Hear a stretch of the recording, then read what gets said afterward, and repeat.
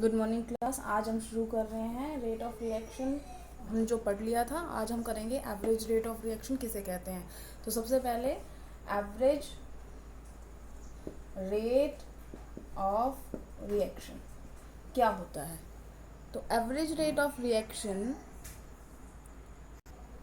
उससे पहले आपको एक चीज़ समझनी पड़ेगी। फॉर एग्जांपल ये रिएक्टेंट्स हैं, प्रोडक्ट्स में चेंज हो रहे हैं। शुरुआत में रिएक्टेंट्स की जो कंसंट्रेशन है वो बहुत ज़्यादा होती है, प्रोडक्ट्स तो होते ही नहीं है क्योंकि रिएक्शन शुरू नहीं हुई है।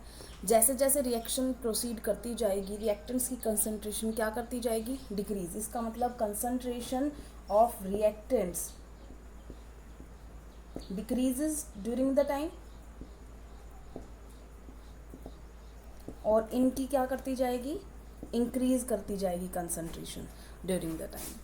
तो जो रेट ऑफ रिएक्शन है वो एक तरीके से क्या है, रेट ऑफ रिएक्शन है change in concentration per unit time, चाहे वो change in concentration of reactant हो, चाहे वो change in concentration of product हो। तो हर बार जो रेट होगा रिएक्शन रेट, वो किस बात पे, रेट ऑफ रिएक्शन। आपको पता हो, अगर आपने कभी सुना तो होगा, according to law of mass action, rate of reaction किस बात पे डिपेंड करता है, रेट ऑफ रिएक्शन डिपेंड करता है, डायरेक्टली प्रोपोर्शनल होता है मोलर कंसंट्रेशन ऑफ रिएक्टेंट्स पे। रिएक्टेंट्स की कंसंट्रेशन पे डिपेंड करता है। अगर रिएक्टेंट्स की कंसंट्रेशन घट रही है, देखो यहाँ पर क्या हो रही है, रिएक्टेंट्स की कंसंट्रेशन घट रही है, तो जैसे जैसे वो घटती जाएगी रेट भी धीरे धीरे क्या होता जाएगा, कम होता जाएगा। इसका मतलब शुरुआत में रेट ज़्यादा होगा, फिर धीरे धीरे डिक्रीज करता जाएगा।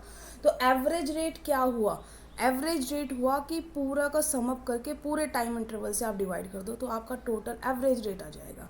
ठीक है ना। तो इसका मतलब क्या हुआ कि जो रेट ऑफ रिएक्शन है, जो हमेशा चेंज हो रहा है, कांस्टेंट नहीं रह रहा है, तो उसको उस पर्टिकुलर टाइम इंटरवल पे कितना change in rate of concentration of reactants हुआ, उसके बटे में हम कर देंगे टाइम इंटरवल, तो वो हमारा आ जाएगा टोटल जो एवरेज रेट ऑफ रिएक्शन है वो आ जाएगा। तो एवरेज रेट ऑफ रिएक्शन को हम कैसे शो करते हैं, एवरेज रेट ऑफ रिएक्शन, आप इसको RAV भी लिख सकते हो।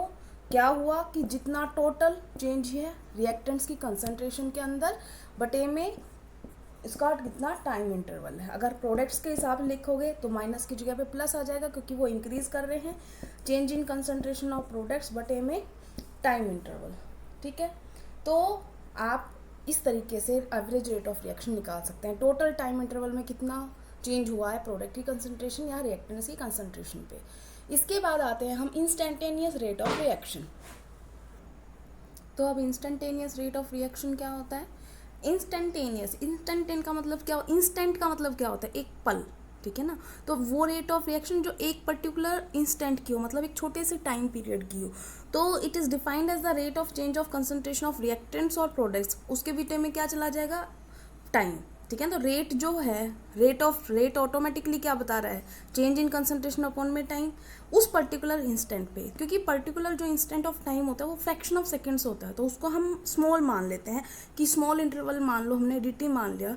तो प्रोडक्ट्स या रिएक्टेंट्स में जो भी कंसंट्रेशन होगी तो वो स्मॉल ही चेंज होगा, जो DX बोल दिया हमने। तो इंस्टेंटेनियस रेट क्या हो जाएगा, DX अपॉन में DT। अगर हम एक रिएक्शन मान लेते हैं और उस रिएक्शन के हिसाब से लिखते हैं कि रिएक्टेंट्स कन्वर्टिंग इनटू प्रोडक्ट्स, इसके लिए हम rate of instantaneous rate of reaction लिखेंगे। तो माइनस, क्योंकि ये हम रिएक्टेंट्स की बात कर रहे हैं और स्मॉल चेंज है इसलिए D लिखा है हमने। जब बहुत लार्जर चेंज होता है तो हम डेल्टा लिखते हैं, वो ट्राइंगल का साइन होता है ना, वो लार्जर के लिए होता है, D होता है स्मॉल के लिए। तो DR/DT, ऐसे ही ये इसके लिए आ जाएगा पॉजिटिव DP/DT। तो ये हो गया इंस्टेंटेनियस रेट ऑफ रिएक्शन। तो एवरेज रेट ऑफ रिएक्शन और इंस्टेंटेनियस रेट ऑफ रिएक्शन में फ़र्क क्या है, बस कि इसके अंदर D और यहाँ पर भी D आया, उसमें डेल्टा आते हैं क्योंकि वो लार्जर टाइम के लिए बात कर रहा है। इंस्टेंटेनियस में वो स्मॉल फ्रैक्शन ऑफ टाइम के लिए बात करता है।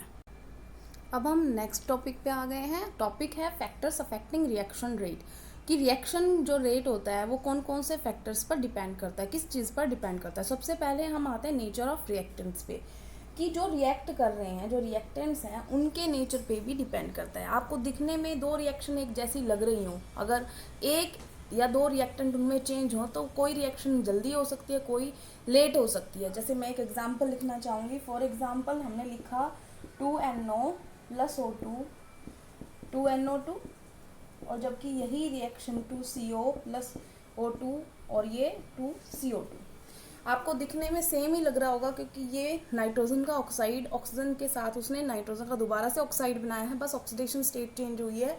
इसी तरीके से कार्बन मोनोऑक्साइड ऑक्सीजन से क्रिया करके CO2 बना रहा है, इसमें भी सिर्फ कार्बन की ऑक्सीडेशन स्टेट चेंज हुई है। दोनों ही केसेस में बिल्कुल सेम टू सेम सब कुछ दिख रहा है, लेकिन जो ये रिएक्शन होती है ये फास्ट होती है और ये रिएक्शन होती है ये स्लो होती है। तो इसमें डिफरेंस क्या है? डिफरेंस है इसमें ये रिएक्टेंट है और इसके अंदर ये वाली रिएक्टेंट है। इसका मतलब दोनों में फ़र्क है। अब ये फ़र्क क्यों होता है? आपको ये दोनों सेम लग रहे हैं, एक फास्ट है एक स्लो है, किस वजह से? क्योंकि देखो जब ये वाला रिएक्टेंट रिएक्ट कर रहा था तो हो सकता है ये जल्दी टूट गया हो, इसके बॉन्ड स्ट्रॉन्ग हो वीक हो, इस बात पे डिपेंड कर रहा है। इसके बॉन्ड कैसे हैं इस बात पे डिपेंड करेगा। कौन से बॉन्ड टूटने में कम एनर्जी लगती है, कौन से बॉन्ड टूटने में ज़्यादा एनर्जी लगती है। तो क्योंकि डिफरेंट अगर एलिमेंट होंगे तो इन दोनों की बॉन्डिंग जो होगी वो इनके साथ अलग अलग होगी, तो बॉन्ड अलग होंगे तो एनर्जी भी भाई कम ज़्यादा लगेगी। इसी वजह से रिएक्शन फास्ट या स्लो हो सकती है। इसका मतलब it depends on the nature of reactants. ठीक है, तो डिफरेंस किस वजह से आता है? डिफरेंस आ जाता है difference in the amount of energy required for breaking of bonds. और दूसरी बात, पहले तो बॉन्ड टूटे फिर बने भी, ऐसे करके बनाए भी हैं। तो एक ब्रेकिंग ऑफ बॉन्ड में और दूसरा जो एनर्जी रिलीज होगी ड्यूरिंग फॉर्मेशन ऑफ बॉन्ड्स। तो इसका मतलब बॉन्ड टूटने और बनने में जो अलग अलग टाइप की एनर्जी इन्वॉल्व होंगी वो कौन सी कैसी होंगी वो उस बॉन्ड पे डिपेंड कर रहा है। तो इसका मतलब उस बॉन्ड पे डिपेंड कर रहा है, तो नेचर ऑफ रिएक्टेंट पे डिपेंड कर रहा है। सेकेंड टाइप जो है वो है कंसंट्रेशन ऑफ रिएक्टेंट्स। तो ये तो आपको पता है, अभी थोड़ी देर पहले बनाई थी कि जो रेट ऑफ रिएक्शन होता है वो डिपेंड करता है रिएक्टेंट्स की कंसंट्रेशन पे। अगर कंसंट्रेशन ज़्यादा होगी, मोर होगी,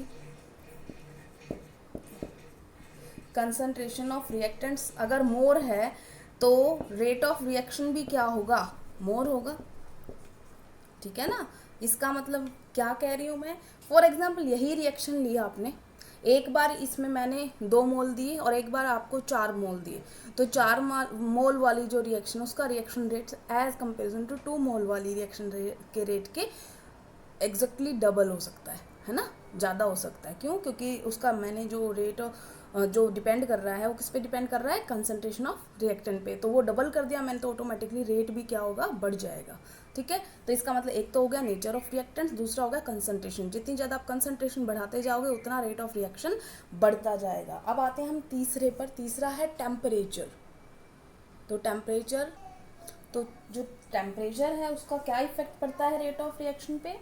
रेट ऑफ रिएक्शन बढ़ेगा अगर हम टेम्परेचर बढ़ाते हैं। तो rate of reaction increases as we increase the temperature. तो एक तरीके से आप कह सकते हो कि बढ़ाने से बढ़ेगा, घटाने से घटेगा। तो ये माना गया, ये कैलकुलेट किया गया है कि अगर 10 डिग्री सेल्सियस राइज कर देते हैं हम टेम्परेचर का, कोई रिएक्शन हो रही है उसमें हमने एक रिएक्शन को पहले मान लो 25 डिग्री सेल्सियस पे किया, फिर 35 डिग्री सेल्सियस पे किया, तो जो उसका रेट ऑफ रिएक्शन था वो ऑलमोस्ट डबल हो गया।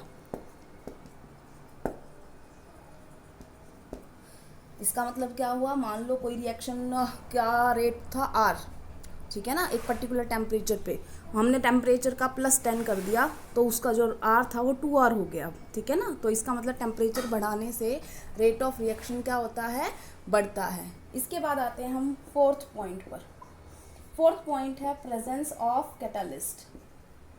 तो ये तो आपको पता हो गए। वैसे तो कैटालिस्ट क्या होता है आपको पता है? कैटालिस्ट वो होता है जो जनरली स्पीड इंक्रीज करता है ना।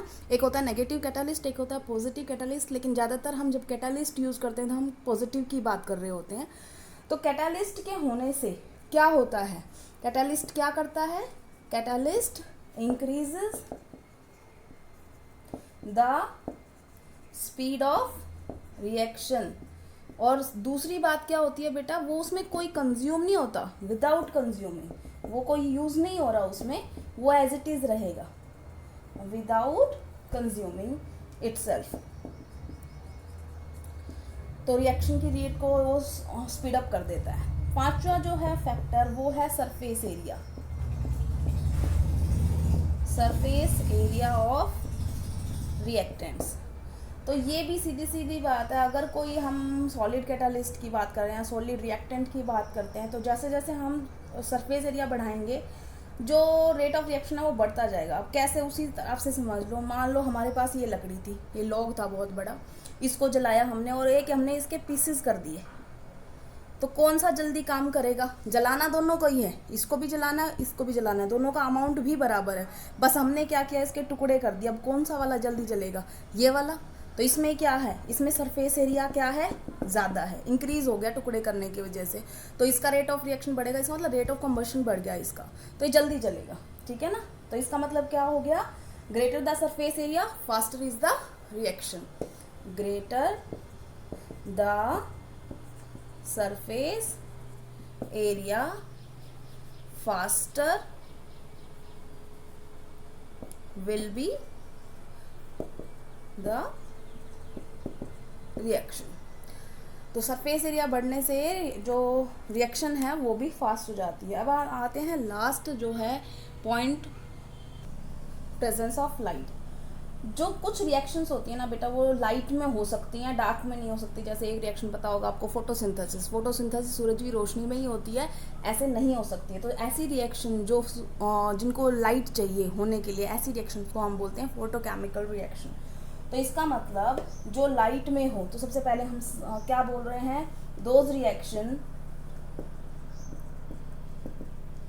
विच अकर इन light called photochemical reactions। तो फोटोकेमिकल रिएक्शन अगर है तो फोटोकेमिकल रिएक्शन जो होती हैं वो हमेशा हमेशा लाइट की प्रेजेंस में होगी, वो डार्क में नहीं हो सकती है। इसी तरीके की एक एग्जांपल मैं दे रही हूँ, H2+Cl2 गिव्स HCl बैलेंस करके आ जाएगा ये 2HCl। जो ये रिएक्शन है ये भी सिर्फ लाइट में होगी, आप इसको डार्क में करोगे तो ये डार्क में रिएक्शन नहीं होगी। ठीक है? तो इसका मतलब ऐसी जगह पे जहाँ पे फोटोकेमिकल रिएक्शन हो रही है वहाँ पे लाइट भी एक फैक्टर है। तो 6 फैक्टर हैं जिनकी ऊपर किसी भी रेट ऑफ रिएक्शन डिपेंड करता है। ठीक है? तो आज आपने यही करना है। आज के लिए इतना ही। Thank you class.